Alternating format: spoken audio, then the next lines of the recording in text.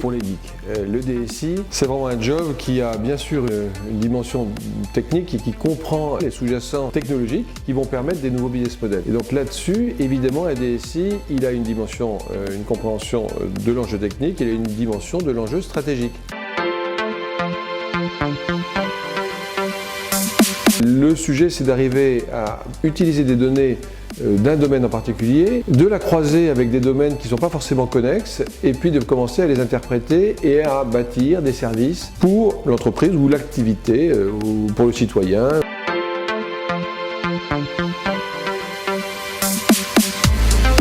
Aujourd'hui, il n'y a pas une entreprise qui n'intègre pas le fait que l'avenir de son business model va s'appuyer sur les données. Et pour ça, il va falloir repenser ce business model. C'est donc une grosse difficulté de transformer probablement et petit à petit une entreprise avec un sous-jacent qui est sa technologie, sa voiture, les produits qu'il vend, en une entreprise qui va se mettre à produire des services au-dessus des biens et des services qu'ils vendaient traditionnellement. Donc la data, c'est véritablement la manière dont les entreprises vont faire pivoter leur modèle.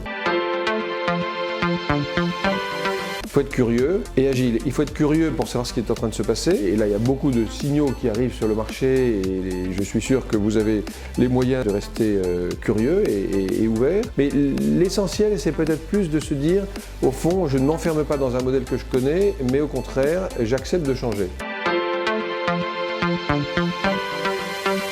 Il faut déjà être conscient qu'on laisse des traces. Et il y a forcément des sujets sur lesquels on veut bien laisser des traces, qui ne sont pas forcément gênantes, mais il y en a d'autres sur lesquels il faut être conscient que ça va durer. Faisons l'effort d'avoir des mots de passe et des doubles authentifications qui sont un peu lourdes, mais qui sont quand même des bonnes garanties. Et la troisième chose, je dirais que ne pas aller sur des sites dont on n'est pas absolument sûr.